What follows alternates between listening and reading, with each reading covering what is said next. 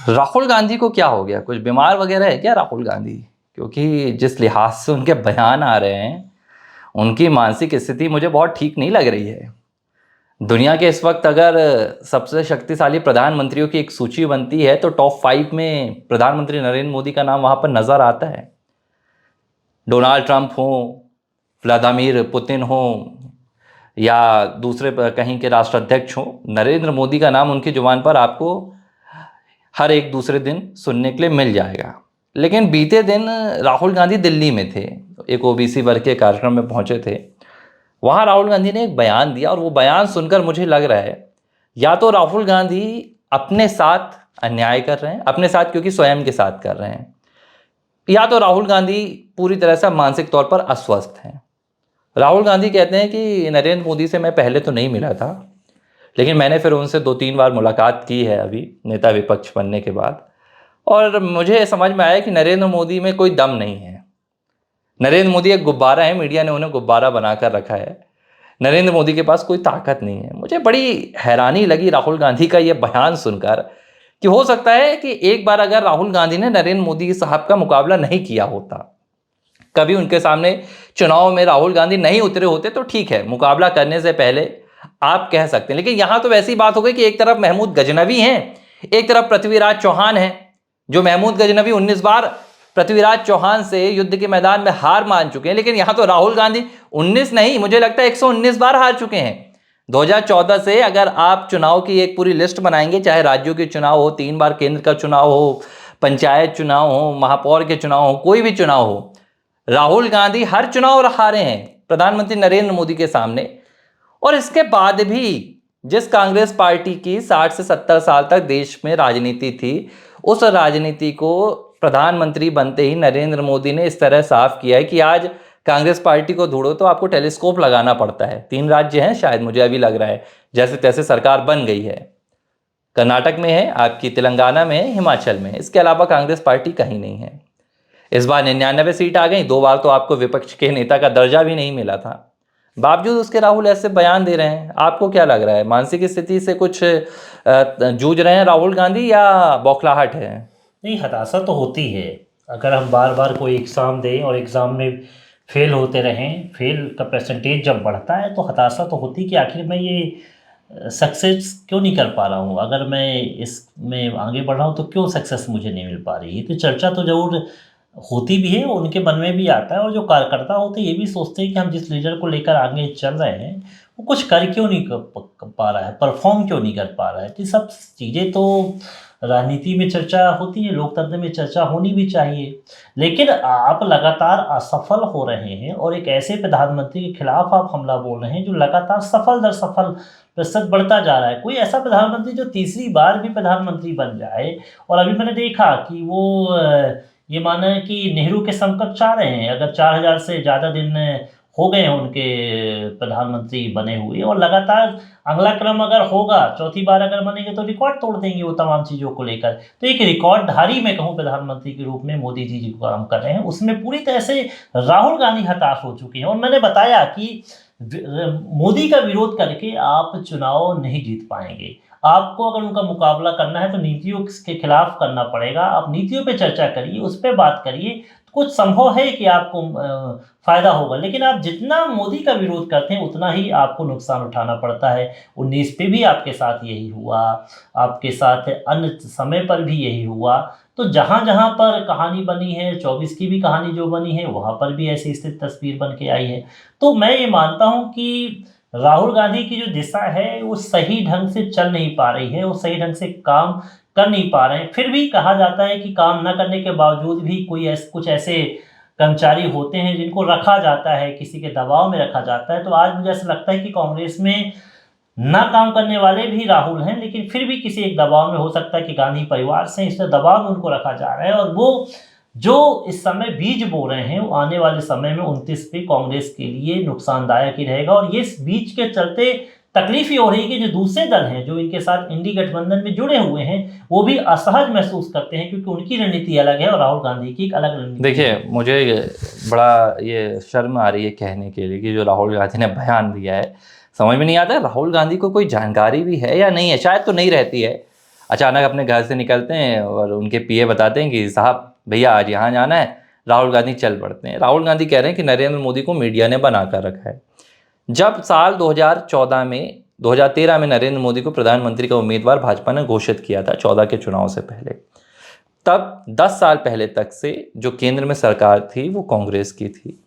Media गुणगान गाती थी, कांग्रेस की गाती थी। अब आपके समय क्या हो रहा था? आपके समय 2G स्पेक्ट्रम निकल कर आ रहा था, आपके समय कोल स्कैम निकल कर सामने आ रहा था, आपके कार्यकाल में निकल कर आ रहा था कॉमनवेल्थ का घोटाला निकल कर सामने आ रहा था, आपके कार्यकाल में ए राजा का घोटाला निकल कर सामने आ रहा था, आपके कार्यकाल में काला धन निकल कर सामने आ रहा था, आपके कार्यकाल में स्विस बैंक में जमा पैसा निकल कर सामने आ रहा था, आपके कार्यकाल में एक प्रधानमंत्री के द्वारा दिया गया जो बिल होता है उसे ऐसे फाड़ा जा रहा था। मुझे एक बात समझ में नहीं आ रही है कि आज राहुल गांधी कह रहे हैं कि नरेंद्र मोदी को मीडिया ने बनाया है। एक प्रधानमंत्री देश में ऐसी भी हुई हैं जिन्होंने अपनी प्रधानमंत्री की कुर्सी बचाने के लिए, अपनी सत्ता बचाने के लिए ना सिर्फ मीडिया को बल्कि पूरे देश को बंद कर दिया था। इमरजेंसी की हालात की बात कर रहा हूं मैं।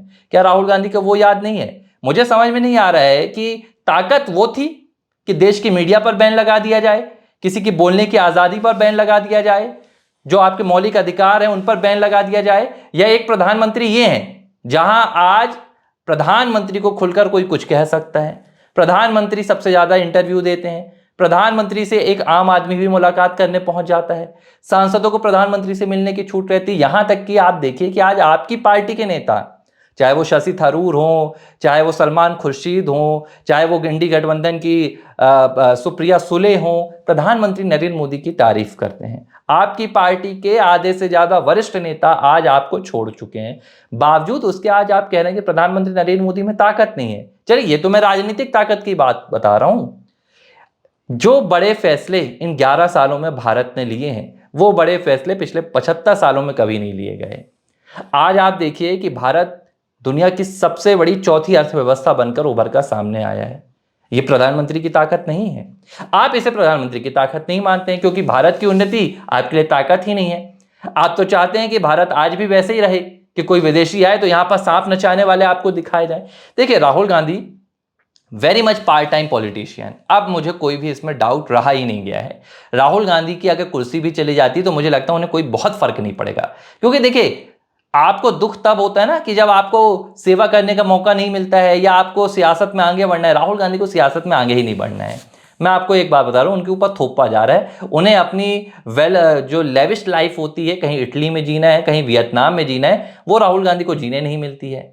माता जी बुला लेती हैं कि भैया आइए मानसून सत्र है। जब यहाँ राहुल गांधी आते हैं तो एक अंदर से खींच निकल कर आती है ना कि बिना मर्जी के बुला लिया गया, बिना मर्जी के मुझे भेजा जा रहा है, तो जाकर क्या बोलें। लेकिन मुझे लगता है कि इस देश को समझना चाहिए कि एक विपक्ष के नेता के तौर पर आपके शब्द कैसे होने चाहिए। एक विपक्ष के नेता के तौर पर प्रधानमंत्री की जो गरिमा होती है, आपको किस तरह से सम्मान करना चाहिए। मैंने आपको पहले भी कहा था पिछले साल, विपक्ष के नेता के पद के तौर पर राहुल गांधी की ताजपोशी ये सबसे ज्यादा शर्मनाक होगी, और आज उसकी तस्वीर सामने आने लगी है। वो दो चीजें आप समझ लो, राहुल का सिर्फ एक नेता के प्रति, एक प्रधानमंत्री के प्रति आक्रोश हो, अमर्यादित भाषा का प्रयोग हो तो हम चलो मान लेते हैं कि प्रतिद्वंदी हैं, लेकिन वो तो लोकसभा के अध्यक्ष ओम बिरला के साथ भी बदतमीजी से पेश आ जाते हैं। एक अब उनको एक आपको याद होगा सदन के अंदर उन्होंने कहा कि आप प्रधानमंत्री से झुक के क्यों मिलते हैं, तो उन्होंने जवाब भी दिया था कि भाई मैं छोटों से बराबरी से मिलता हूँ और जो बड़े होते हैं उनसे झुकता हूँ। तो अब उनके आचरण पर भी सवाल उठाने लगे। तो ये बातें क्या सदन के अंदर कहने वाली थी क्या? लेकिन उनको ये भी इससे समझ में आता है भाई कभी समय नहीं देता, कभी माइक बंद कर देता है कि मेरे माइक बंद कर दे जाती। ये सब बातें एक लोकसभा में नेता विपक्ष की भूमिका मुझे संदेह से दायरे में रखती है कि आप क्या करना चाह रहे हो। आपके पास कुछ मुद्दे नहीं होते हैं, आप किस तरह से हरकतें करते हैं, आप बाहर क्या पेश आते हैं, किन मुद्दों को उठाना चाहिए ये मुद्दे आपको नहीं पता है। अनर्गल मुद्दे आपको करना चाहिए। जब बात हम देश की करते हैं तब आप विदेश में जो चल रहा है, कहीं फिलिस्तीन की बात, आप कहीं बांग्लादेश की बात, इन तमाम मसलों पर बात करते हैं जिससे हमारा सीधा कोई लेना देना नहीं देखिए, होता। मैं एक बात आपसे बता दूं कि वो जो आपने जिक्र किया राहुल गांधी के ओम बिरला वाले बयान का, तो उससे तो वो बू आती है ना राजशाही की। ये मैं कहानी नहीं है, ये एक सच बात बता रहा हूँ कि इंदिरा गांधी का जब कार्यकाल चल रहा था तो एक राष्ट्रपति थे, मैं नाम नहीं लूँगा, तो राष्ट्रपति ने जब इंदिरा गांधी को देखा, अचानक से वो इंदिरा गांधी उनसे मिलने आई थी, तो वो पहले कांग्रेस पार्टी के लिए काम करते थे, कांग्रेस पार्टी से थे, वो अचानक जाकर इंदिरा गांधी का गेट खोलने लगे। तो तब उन्हें जो प्रोटोकॉल के अफसर थे उन्होंने रोका कि अरे नहीं नहीं, अभी आप राष्ट्रपति के पद पर हैं, बंद कमरे में जो होता हो, मीडिया के सामने आप ये नहीं कर सकते। तो राहुल गांधी ने तो वो दौर देखा है, और आज अगर एक संसद के स्पीकर उनसे झुककर बात नहीं करेंगे तो उनके तो चोट पहुंचती है। तो ये जो बयान है ये खींच है, और राहुल गांधी की वो जो पार्ट टाइम पॉलिटिक्स है उसकी यहाँ पर बानगी नजर आती कि देखिए मन अब राहुल गांधी का नहीं लग रहा है, आप हार हार कर भी आप कह रहे हैं कि भाई प्रधानमंत्री नरेंद्र मोदी पर दम नहीं। तो मुझे लगता है कि अगर एक प्रधानमंत्री ऐसे हैं कि जिन्होंने भारत को दुनिया की चौथी सबसे बड़ी अर्थव्यवस्था बना दी है, एक प्रधानमंत्री ऐसे हैं जिन्होंने आज भारत को रक्षा के क्षेत्र में इतना सशक्त बना दिया है कि अमेरिका और रूस जैसे देश भी भारत से आज घबराते हैं, डरते हैं, तो मुझे लगता है कि फिर ऐसे प्रधानमंत्री में अगर दम नहीं है तो हमारे लिए यही प्रधानमंत्री अच्छे हैं। हमें वो प्रधानमंत्री नहीं चाहिए जो 26/11 के हमले के बाद हाथ पर हाथ धरकर बैठे रहें। मुझे लगता है राहुल गांधी को फिर भी थोड़ा सा ध्यान देना चाहिए कि या तो वो अपना पद छोड़ दें विपक्ष के नेता का, या प्रधानमंत्री की गरिमा का सम्मान करें। ABC हिंदी न्यूज, आज ही जुड़िए हर खबर के साथ